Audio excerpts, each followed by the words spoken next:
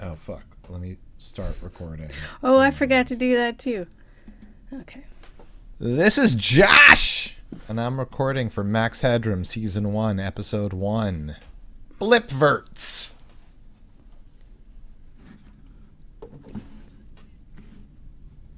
Hooray.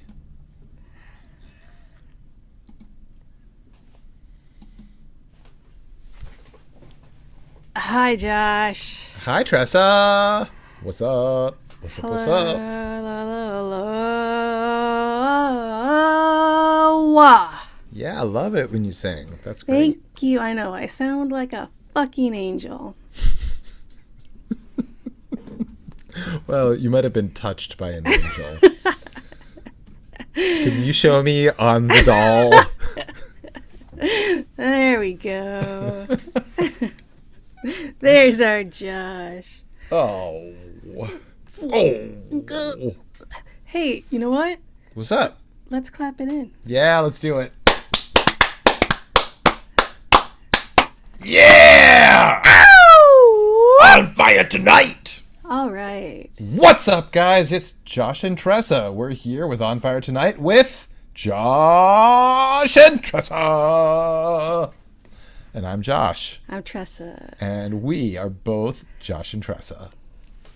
Yes, I'm Josh and Tressa, and that's Josh and Tressa.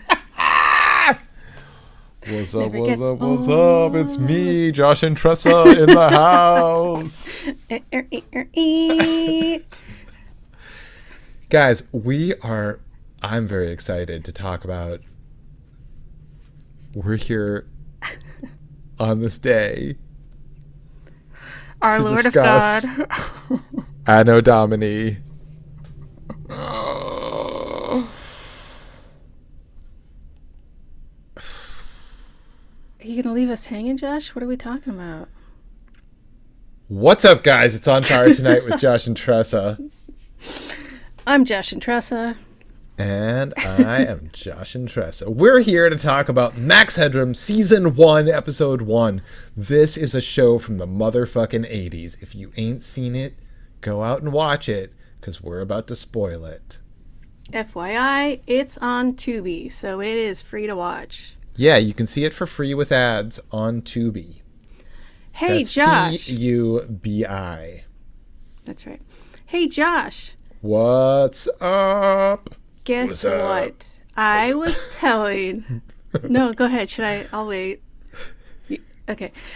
I was telling the handsome and talented, world-famous sound artist and engineer Andy Slater, my husband, that we were going to be watching this. Mm-hmm. And he was like, oh, you mean because they're doing the reboots coming out soon? I know! What? Are you fucking kidding me? What? Yeah. Shut your fucking face. What? Can you see why I waited to tell you? Oh, what's happening to me? I don't understand this feeling. I know. Is it hope? It's something. Is it happiness? I don't know. I did not look it up to see if he is correct, so I hope I didn't put too much hope into you and I'm wrong, but it's supposed to be on the BBC soon.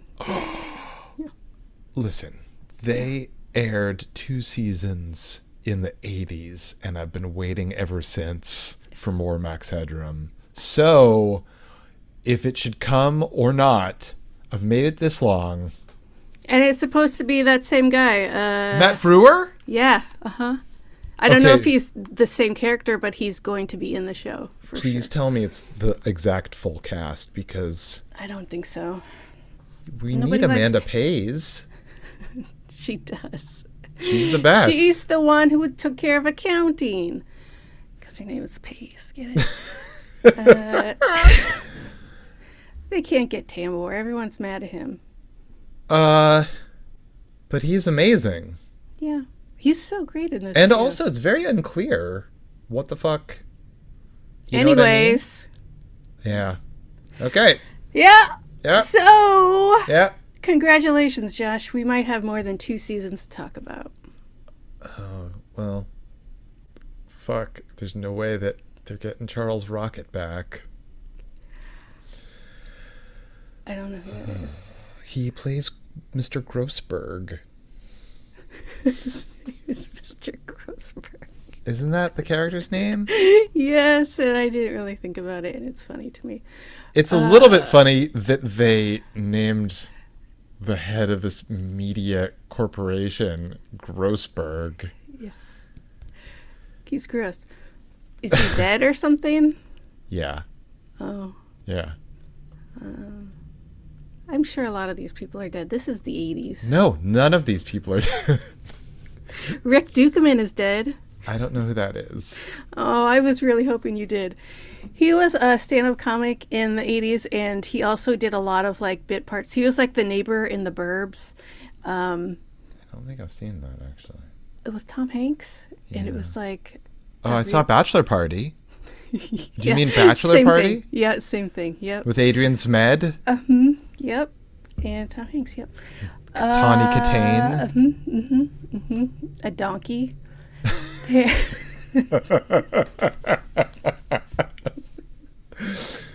Yeah, that's like the best thing Tom Hanks ever did. I mean, he's done a lot of great things. Yeah. Let's just talk about Tom Hanks. What about Max Bosom Headroom. Buddies? I mean, come on, Bosom Buddies. I think I told you that it was like this year that I understood the joke in the title. I don't think you did tell me, but it never occurred to me till you said that just now. Yeah. Here's something that I love. I love that Tom Hanks and Peter Scolari continue to do stuff together to this day. Adorable. Yeah. Yeah. I think we all like that. Because they're bosom buddies. Yeah. With boobs. That's the joke. Oh, I thought you meant something else. Yeah. So, yeah, Charles Rocket, who plays Mr. Grossberg in Max Headroom, he was a cast member on SNL in, like, it was, like, I think the first year when Lorne Michaels wasn't there. And he accidentally, at the end of the episode, when everyone's saying goodbye, swore on camera and was shit-canned. Oh, that sucks.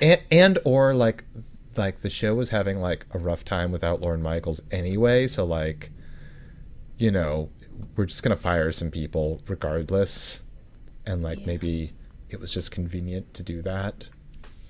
I don't know. Anyway, yeah, I'm very excited at the idea of a reboot. So is a reboot like an absolute restart? Like we're gonna... I don't know if they're gonna like start the story where it ended. I don't know if we have this universe already planned out and out there, or if they're gonna start from the beginning. I don't know. Wow. Well, okay. All right. Whoever you are out there in TV land, if you can hear me, and I know you can. and I know you can. I know you're capable of it. We need Amanda Pays. You can't do this show without Amanda Pays. Annie and I were watching this series a few months ago. Apparently, the only British woman to come out of the 80s was Kelly LeBrock because he kept asking about Kelly LeBrock. Oh, Really? Is that the one with Kelly LeBrock? No, it is not. Oh, Wait. It's Kelly LeBrock. No, it is not. Wait, are you saying that Andy was confused and thought that it was Kelly LeBrock? Yes. Oh, I see. Yes. See. I thought that you were saying that during episodes of Max Headroom, No. like Matt Frewer, either as Edison Carter or Max Headroom, It was like, was asking... hey, it's Kelly LeBrock. I loved you in that one movie you were in the 80s that we're in right now, everybody. Josh, let's talk about it. Yeah, let's fucking dish the dirt. Newsroom. Yeah.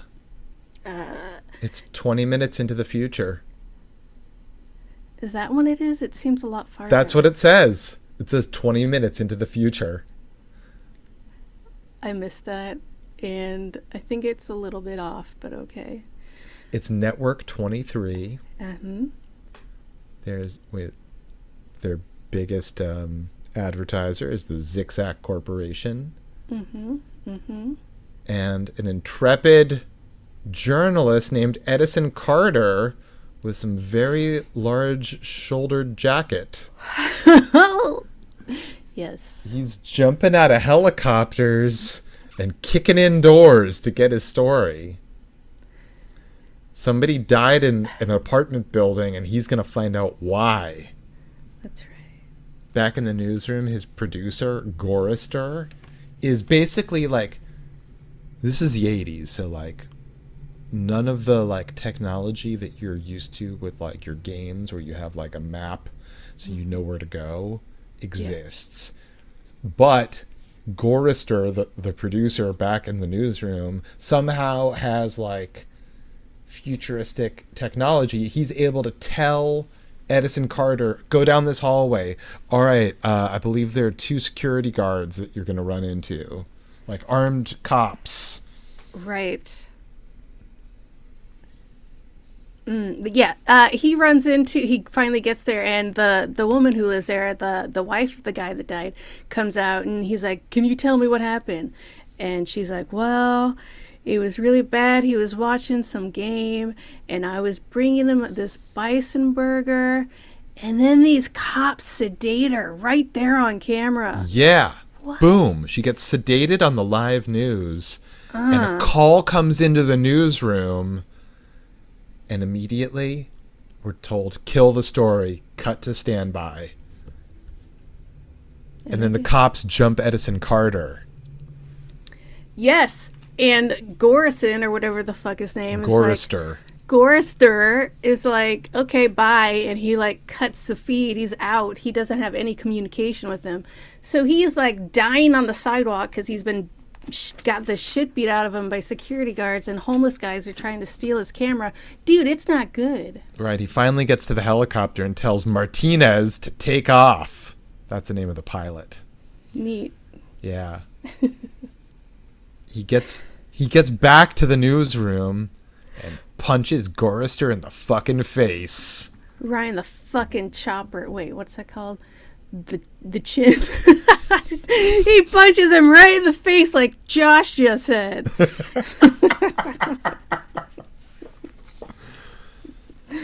So Murray, played by a young Jeffrey Tambor, hot off the success of Saturday the 14th. Oh, good one. Right? Wasn't that one a fucking great one? Yeah.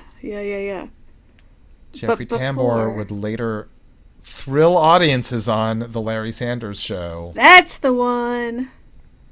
How great was that show? Jeffrey Tambor's amazing. So Edison's like, bro, what the fuck? Is this a huge story or what? And Murray's like, it was pulled from on high, way high up. Mm-hmm. And then we cut to... By the way, just so that everyone understands, if you haven't already watched this episode, the art direction of absolutely everything is Brazil, the movie. I never saw it. Are you shitting me? I know. Don't look at me like that. How the fuck have you never seen Brazil? And is it too late for you to see Brazil? Yeah. Probably. It's interesting. I don't know how to talk about the art direction in this without talking about Brazil because it's like a straight rip. Well, I don't know how to talk about this without talking about the Bell Riots in DS9, but we're just going to have to mull through it, won't we? Wait, what is that? The Bell Riots happened in 2024 in San Francisco, where everyone lives... it's like in 2 years. It's like barely a year from now. Yeah. And but San Francisco, I'm not anywhere near there. No problem. Well, it goes across the nation because it is a riot, and everyone lives in these like housing shelters that are all run down and shitty, and nobody gets taken care of except for rich people, and everything looks gross and stuff. So they're in its conference room, all these executives and bigwigs back at the... Right. Okay. So it's a very, everything's dark and dystopian, and this boardroom is like it's a boardroom but from Brazil. It's like Hudsucker Proxy but dark. Oh yeah, never mind. How cheap were those sets? Like everything is just backlit. You're done. I mean, they probably spent a fucking fortune. There's a fucking helicopter. Right, but the sets, they're just like in a blank room. Also, like the Commodore 64 computer graphics that they used were like top of the line for the day. Yeah. Remember when morphine was like millions of dollars for a video? And just the ugliest thing immediately. Yeah. Like, why are you doing this? It's like because it costs millions of dollars. I used to work at this place where they made TV shows, but then they also made advertisements, and like this person in advertising was like really excited to show me this like amazing ad that they'd made, and it was literally just a rip-off of the black or white Michael Jackson video with like faces morphing into each other throughout the entire thing. That's great. And I called it out. And he was like, "What? I would never." Like her smile melted. Oh no. Withered. And I was like, what the fuck? Anyway. She didn't even realize, or she was hoping you wouldn't? I don't know. Anyway, that was a place that rhymed, the name of it rhymes with Vice. It rhymes really closely with that. Let me see. All right, so we're in this conference room, right? Yeah. And which is also a dystopian future. Oh my god. They're talking about their new adverts they're doing. Their Blipverts. Yeah, they deliver a 30-second ad in 3 seconds. That means that the viewer doesn't even have time to change the channel. Why would you? It's 3 seconds. You're getting force-fed all of that information too fast for you to click. Yes. And they're talking about this guy's death because apparently he died from watching a fucking Blipvert. Yeah, so they talk to the, like, 11-year-old computer nerd / genius that created Blipverts for them. Right. Bryce. Bryce is a bit of a young phenom, but also a Dr. Frankenstein, and he's not exactly evil. He's just really into computers. He's very excited that he has, like, made a parrot squawk in computer form. Thrilling. Yeah. And he explains to us this guy's death was caused... I didn't write any of this down, but it was like, there's electrical things on your cells, and if you don't do anything and you're sitting on a couch, then they will explode you or something. Right. You have, like, every cell in your body has, like, a tiny electrical impulse, and, like, this doesn't really matter for the most part, but, like, when you combine them, there's a lot of power there. And so an average person watching this wouldn't have all of their particles charged, but for an inactive person, they would get violently stimulated and the electrical charges would cause you to explode. Your whole body just boom. Obviously. Why didn't they think of that before? So obvious. Well, so the conversation in the boardroom is like, okay, so this is just really going to affect pensioners, the sick, and the unemployed, so who the fuck cares? Yep. Nobody gives a shit. And Mr. Grossberg, who's the head of this company, he does not intend to lose the Zigzag Corporation's advertisement dollar. So he's going to do whatever it takes to keep them. Yeah. He tells Bryce to fix it. And Bryce is like, not my problem, not my area of expertise. Yeah, I just make the bomb. You drop it. Yep, I don't give a shit. He really, like, he's a kid and he doesn't understand what's going on. you know? We cut back to the newsroom. Yeah. Edison Carter has like a scrape on his head from where he got beat up earlier. And he's introduced to his new producer, Controller. Fiora Jones, played by Amanda Pays. I think you mean Kelly LeBrock, but okay. No, it's Amanda Pays. She's married to Corbin Burnson. What? Yeah, from LA Law. What? Yeah. I had no idea. So I found out just like 2 years ago that a friend from junior high had a crush on Corbin Burnson while I had a crush on Amanda Pays. And I was like, it's not too late if we work together. Like, I mean, they're clearly like a happy couple that are still together to this day, but like maybe we can split them up. I mean, time is ticking. That can't be this much longer. Jump in there. So anyway, we have some great repartee. Fiora Jones asks Edison Carter, how's your head? And he says, fine. How's yours? Dude. Filthy. Filthy. Gross. Young man, go to the sink, take that bar of soap, Thank you. and wash your filthy mouth out. Absolutely. So He is gross all the time with her, and I hate it. Anyway. right, so, and also his shoulder pads are insane. more importantly, his shoulder pads. They are insane and crazy and wild. He's basically wearing a jacket that's like that Klaus Nomi costume from the Bowie performance on SNL. Mm-hmm. We all get that reference. Yes. So she's not just a producer. No. She's a fucking super hacker. Yeah, she's the best of the best. We were told this, Josh. Yeah. So apparently in 20 minutes into the future, TV producers aren't just stupid fucking idiots. They can, Like they are right now. like they are right this moment. They can also hack into the security cam in the executive washroom. Okay. Why does that exist?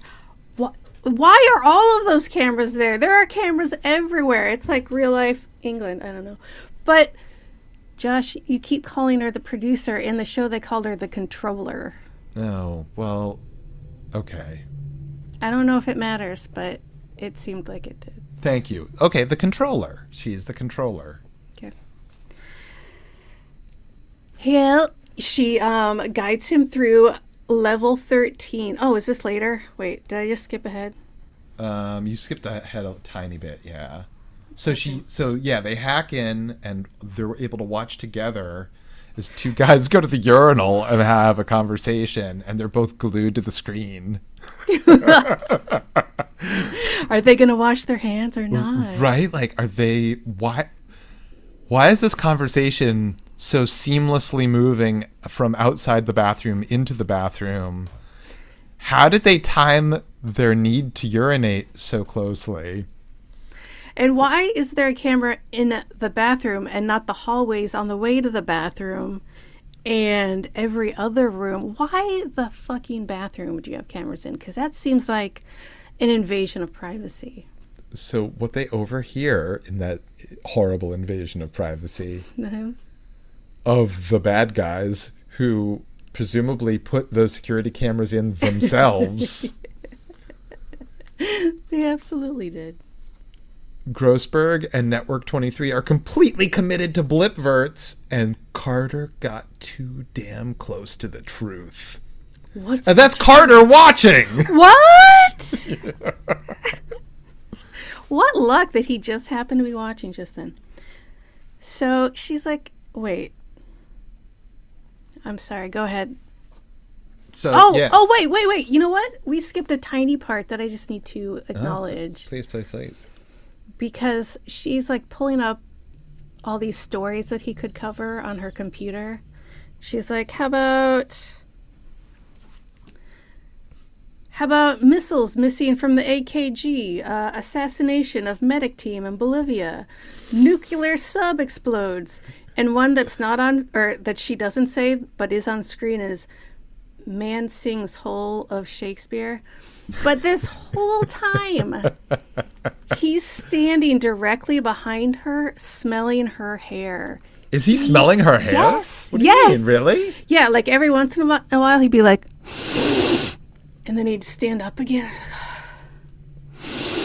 It was gross. Holy shit. Mm-hmm. I didn't even notice that.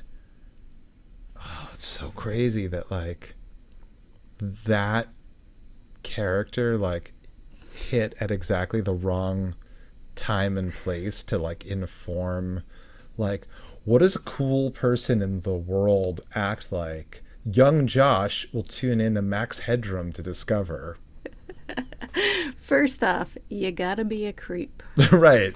Be a creep all the time. Be a smug, sanctimonious asshole. And I guess smell women's hair. Yeah. Top of the list. Yeah, yes. All right. So I interrupted you because you were talking about. Oh, so yeah, he has to go in and find the Rebus tape. Yeah. Oh, he's like, "What the fuck is a Rebus tape?" She's like, "A Rebus is a puzzle." Okay, here comes another gross part. So she's like, check the playback machine, is what she calls it, and because he's a kid. Kids never put anything away. That's how I know it's there. I know little boys. Bro, okay, first off, bro. And then he's like, oh, yeah, I know you do. What is happening? Hey, it actually turns out they're kind of vibing. The grossest vibe ever. I guess so, but I mean, it turns out that she's gross too, so they're well matched. Touche. So, yeah, who is Bryce? He's in research and development. He's on level 13, which is a hidden floor. They get to, like, she finds it hidden in the CAD drawings of the building. He gets to, there's like an alphanumeric keypad for entry into this office. Yeah. And she's like, all right, point the camera at the keypad, and she can see infrared through his camera, so can tell which keys are still warm from having been touched at some point in the past. Who knows when? Hours? Days? Right. And so, and also, like, just for, like, media nerds, this show mixes film and streaky old-fashioned video explicitly. So, like, the show, the diegesis of the show is shot on film. But whenever we see, like, the camera, and it's, like, Edison's camera, it's, like, super old-fashioned video, which was already old-fashioned by the time this show was being made. Ooh, that reminds me of a really fun thing that, it was like tube cameras. Yeah. Remember, did you ever watch Red Dwarf at all? I have never seen Red Dwarf. They use a lot of, like, the main character watches a lot of VHS tapes, and he's always pulling them out, and he watches a lot of VHS. They do a lot of tech with VHS tapes, and they did like a sequel or whatever, like just a few years ago, and the show is from the 80s. They brought it back, and when DVDs were high, that's what everyone used. And they're like, they time traveled back to then times, like 2004 or whatever. And he's like, oh my God, you guys still use DVDs? Everyone knows that the premium, most best tech is the VHS tape. And that's what this is reminding me of. Loved it. Yeah. Sorry. So,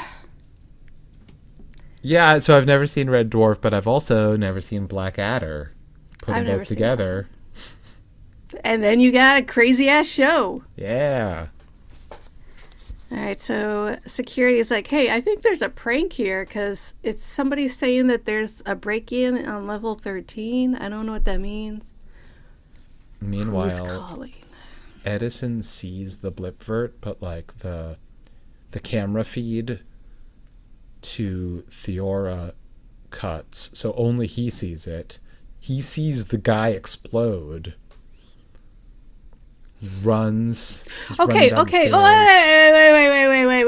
wait. A fucking minute. Why the fuck? How the fuck? How fucked up is this reality where the TV executives can see inside people's homes to see what's happening to them? Totally. What? Totally. All right. Except we live in that world. What? I don't know what you mean. You are Roombas. Roombas work on photo technology. They photograph whatever the fuck is in your house so that like the parent company can sell you shit that they know that you're interested in. Is that real? There are pictures of like people sitting on the toilet that have no idea. What? Yeah. I hate now. It's all supposed to like not be seen by people, but like Right. it's not well secured apparently because like I just saw a headline about these fucking somebody sitting on the toilet in front of a Roomba. Welcome to now. Now sucks. Welcome to hell. That's right. Bryce. All right, so Edison is running from the security guards, and like two of them drop down from the ceiling like ninjas. So I don't even know what the fuck is going on there, but it's fun. Yeah. Oh, yeah. And then he like runs and hides in a corner, and like he's backed up to a corner, and he's like,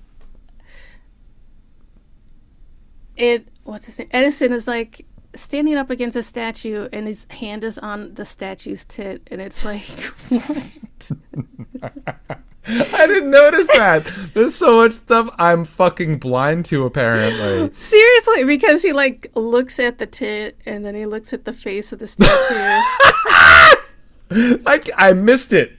Holy shit, I'm a dummy. Bro, you gotta look closer. This is what you gotta do. Take worse notes and watch the show like I do. Yeah, I guess I should be doing that. It's a fun show, or it's a gross show. Yeah. Depends on your perspective. Anyway, he fights off some security guards and gets in an elevator. But guess what, dude? What's up? Bryce has hacked it into the elevator and is making it go super fucking fast up. I don't want to go up. I want to go down. Yeah, and then Bryce makes the elevator drop. But thankfully, Theora, the controller, was able to like warn him, and he was able to get out into the elevator shaft just in the nick of time. And the cables to the elevator were frayed and broken. That was right next to him. It wasn't even like Bryce didn't make the elevator go down fast, even though that's what he said. It just broke. That's how good of a hacker he is. He's really good. Yeah. So Edison finally makes it to the basement. He finds a motorcycle that he can like hotwire. Hell yeah, that's cool as hell. Bryce activates the sprinklers in the garage and like the garage gate and like the thing that raises up in front of the gate at the same time. Yeah. And Edison on his motorcycle goes flying straight into the gate, which reads, What's it read? Max Headroom. Oh my god, it's all about a gate the whole time. How did we not? We knew that. So Theora goes to look for him. Like, she just fucking bolts from the control room. She gets to the garage, but he's gone. He's not even there. No. Yeah. Yeah. And it's because he saw the blipvert. They had to detain him. Yeah, he wakes up in Bryce's Dr. Frankenstein lab next to a computer that is clearly mapping him. Yeah, obviously. Bryce tells Grossberg that he thinks he can download his synapses and then they can just ask the computer version. what he exactly saw. he saw. Yeah. So they can find out like how much he knows. Yeah. Because the brain is a binary computer. So fucking easy to hack, Josh. Apparently. I mean, look, he did a parrot already. It's fine. Well, we find out almost immediately that this is a quantum leap over the parrot. Yes. Yes, we do. Oh boy. I'm afraid our star reporter is going to have to disappear permanently. So there are two punks in a van. Rick that get a Dukeman is call. one of them. Rick Dukeman's the one in the back. Oh, okay. And who's the other one? Because the other one is more familiar to me. Yeah, I don't know, but he's like I feel like he's a sitcom guy. He's been in a bunch of sitcoms, but I think don't you're remember. right. I don't know which ones. Anyway, they get the call to make an accident happen, which is apparently something that they do on the reg. Which basically means they're going to take the body that they give them and sell it to the body bank because it's the future. Yeah, and the body bank will take possession of both living and dead bodies.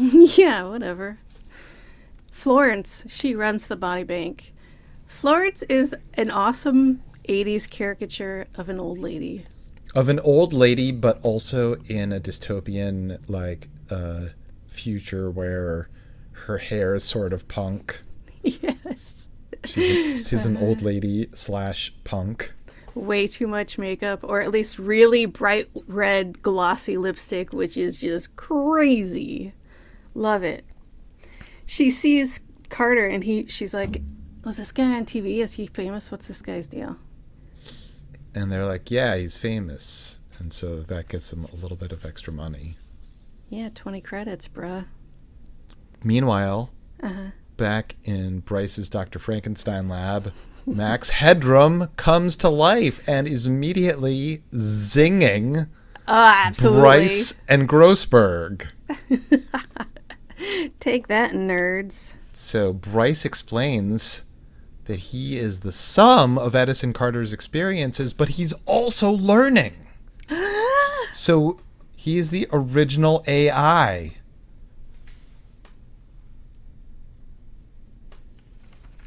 I gotta figure out where we are. So not only is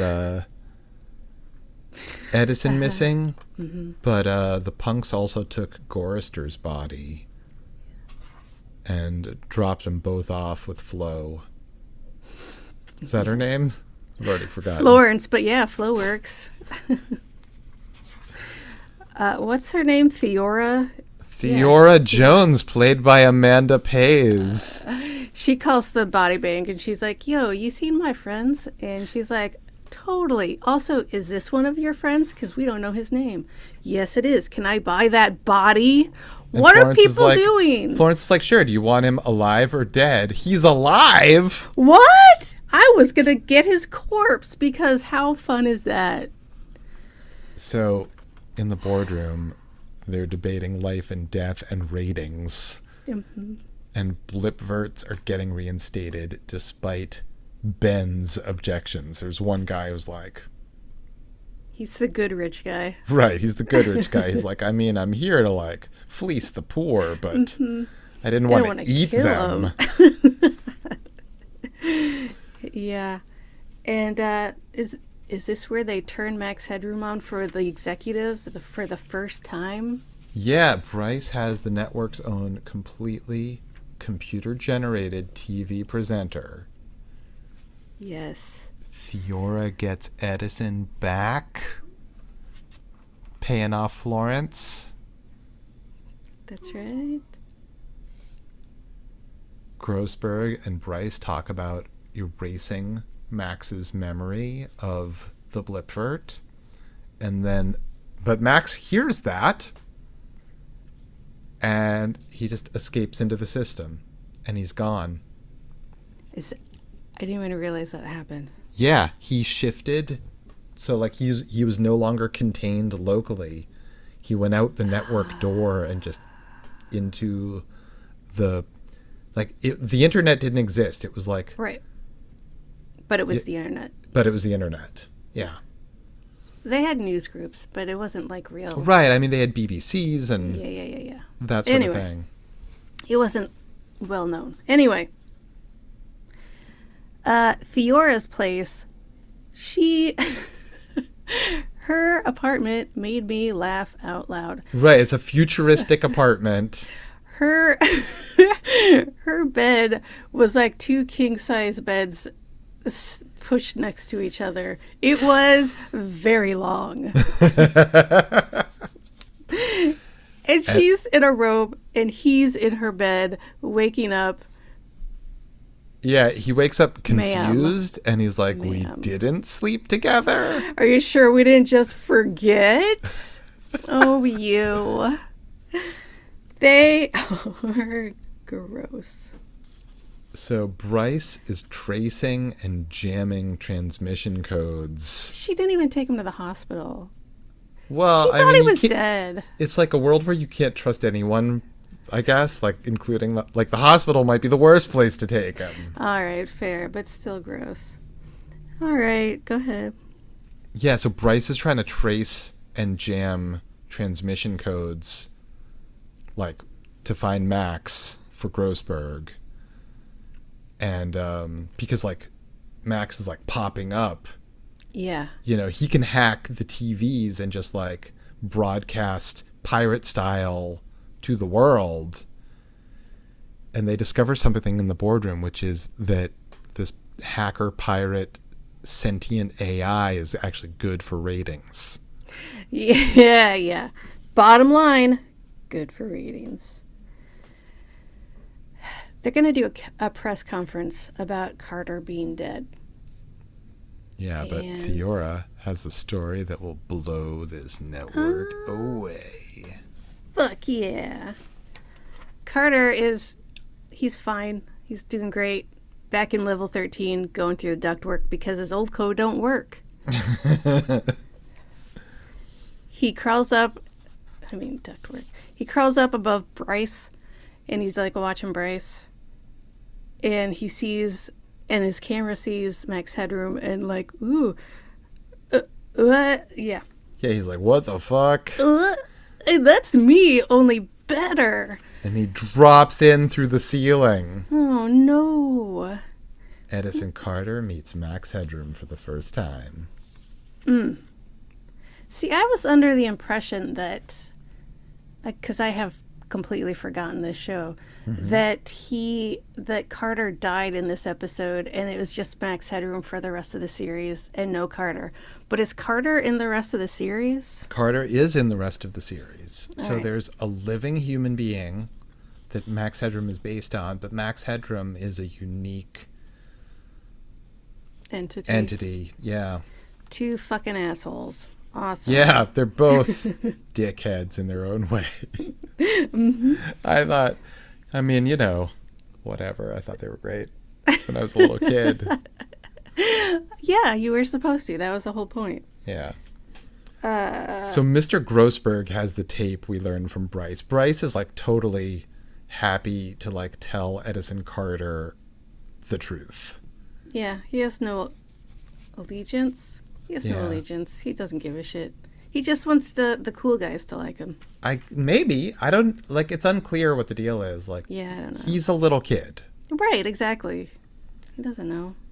Okay, but here's the thing. Even though Grossberg has the tape, because Carter saw it before Max Headroom was downloaded from him, it's in Max's memory and can be replayed because all of Max Headroom's memories and thoughts can be played on television. Perfect. Solved. Okay, going back, when they first showed the entirety of that guy getting killed by the Blipvert. It's basically a scanners type thing, right? Yeah, it's like a subliminal scanners bullshit thing. Yeah. But because they kept saying 3 seconds, it's a full commercial in 3 seconds. So I was like, this seems longer than 3 seconds. It was. Well, that's That's like, Battleship Potemkin, right?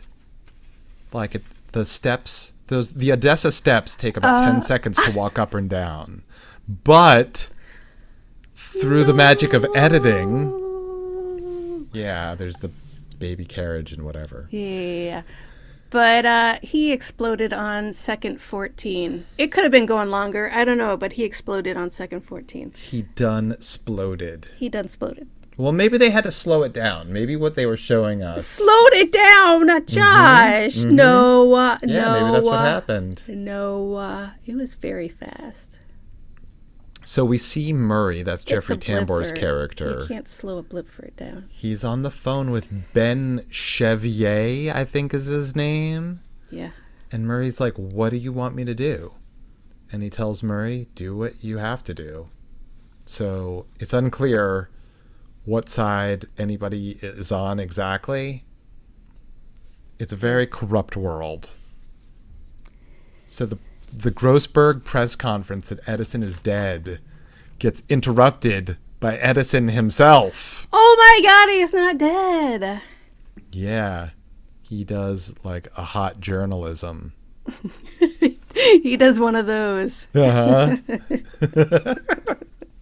And then he returns to the newsroom to huge applause, just like it always happens. And he tosses Theora a small teddy bear. Did you catch that? Yeah. What the fuck was that?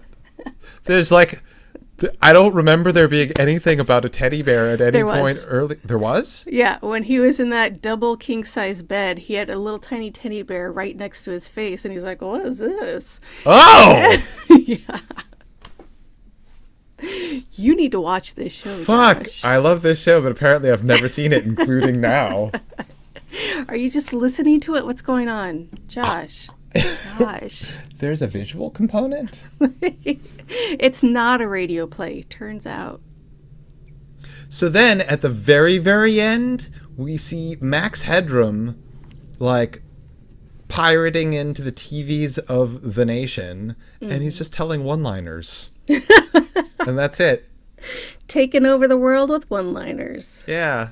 I mean, that's the dream. Yeah, he's just in it for the jokes. I mean, he's in it respect. for the lulz. Nothing but respect for that. Right?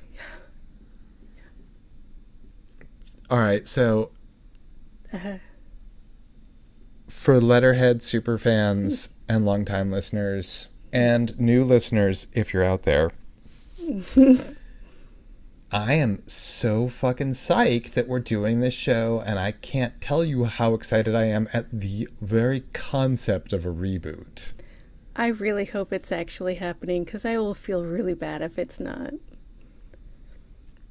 Look, if it doesn't have Amanda Pays, I am boycotting. Hey, you do you. You do what you gotta do, Murray.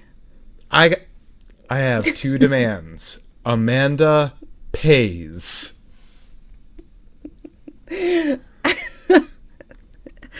I am so excited to do this show, regardless of reboot or not. It is going to be super fun and stupid. I Yeah, cannot it wait. is. Uh-huh.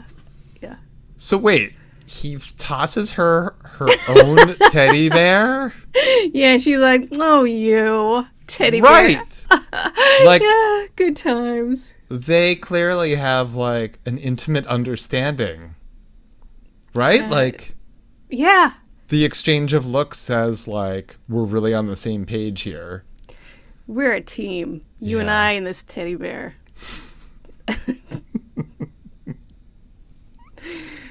Maybe they just forgot what they were doing with that teddy bear the night before. Oh, gross. Yeah, I mean, dude, you were in the body bank, so like gross. No one wants to touch you. You have probably many concussions. If it's possible to have more than one at a time, I don't know. But You've you're been fine. manhandled by the Rick Dukeman. by the fakest looking punks in the entirety of the 80s. What's funny about that is Rick Dukeman has played the punk multiple times. Really? Yes. He's great. I love him. Are they meant to look like fake, not real at all punks? I don't know. Because honestly, Florence looks more punk than they do. Yeah, I agree. More believably punk. I mean, at this point, it's mainstream. It's just a mainstream look. It's not. It's nothing. They are neutral in That's this true. world. They're not punks. They're like nitros. They're turbos. They're whatever. Like if that future 20 minutes into the future had American Gladiator as like types of people. I don't remember any other names. Are there any? No. I think Turbo and Nitro were American Gladiators. No, yeah, for sure. The end. The end. Okay, guys, that's Oh all my the time God. we have for this episode. Oh, such fun. I'm so glad you could join us, but we are out of time.